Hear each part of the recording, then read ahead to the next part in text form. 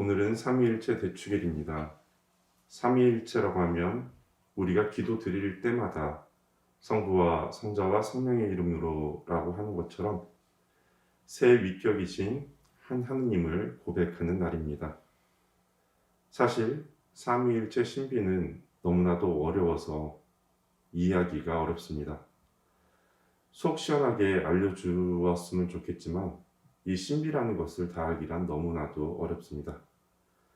그래서 간단히 설명을 한번 그래도 해본다면 어떤 평신도 신학자가 삼위일체의 신비를 비에 비교해서 설명을 해보았습니다.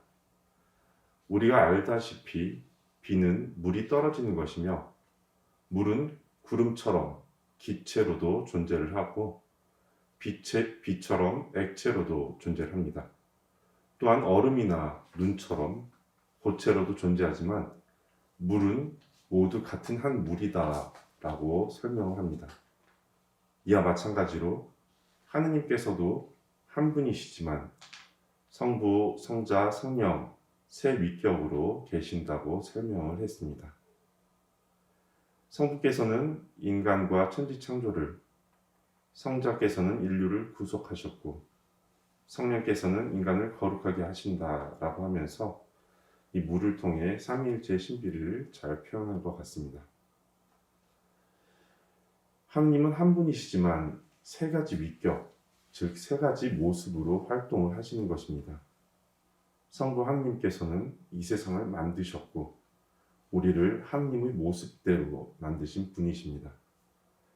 성자 하느님께서는 우리를 구원하시기 위해서 사람으로 이 세상에 태어나셔서 우리와 함께 사시다가 십자가에 못 박혀 돌아가신 예수 그리스도이십니다. 성령 하나님께서는 예수님께서 하늘로 올라가신 후에 우리에게 내려오셔서 우리에게 용기를 주시고 우리를 올바른 길로 인도하는 분이십니다.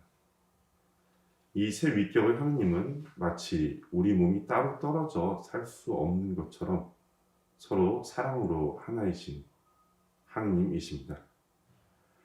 그렇게 서로 사랑하시는 하느님께서 우리를 구원하여 주셨습니다. 성부 하느님은 우리를 사랑하셔서 성자를 세상에 보내주셔서 우리와 하나 되게 하시고 성령을 보내셔서 우리가 하느님 나라로 갈 수 있도록 이끌어 주십니다. 그런데 어떻게 하면 그 나라로 들어갈 수 있을까라는 생각이 듭니다. 바로 그 답은 사랑입니다. 이 세 위격이신 하느님이 사랑으로 한 분이시듯이 우리도 서로 사랑을 해야지만 그 하느님 나라로 들어갈 수가 있습니다.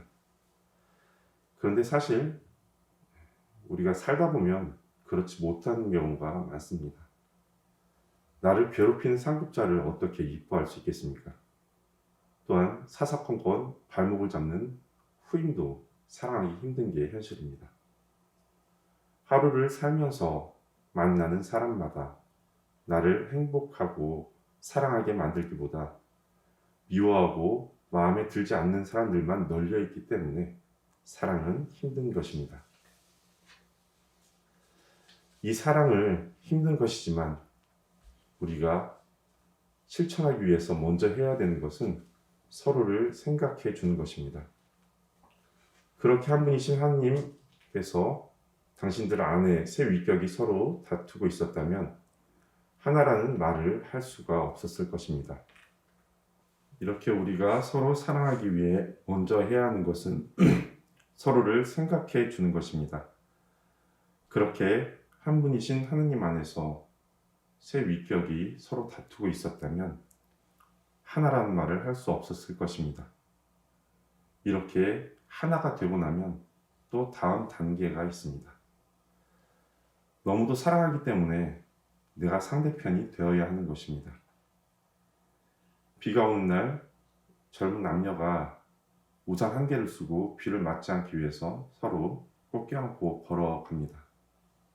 우산이 하나면 그렇다 치는데 우산 하나가 더 있는데도 불구하고 접어 들고서 우산은 한 개만 쓰고 있습니다.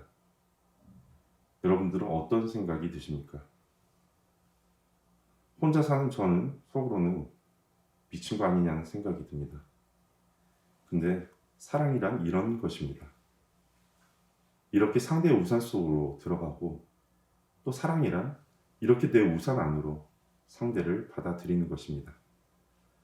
이렇게 우리를 사랑하시는 삼위일체 하느님을 우리도 사랑하고 그 사랑을 본받아 잘 따르며 우리도 서로를 받아들이고 사랑해야 합니다. 물론 하느님보다 나의 편함이 먼저일 때가 많을 것입니다.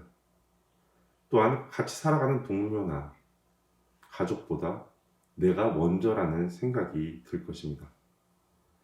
그럼에도 불구하고 하느님께서 보여주신 대로 사랑으로 뭉쳐진 삼위일체의 신비를 보고 배워서 우리도 서로 하나가 되려고 노력하는 한 주가 되었으면 합니다.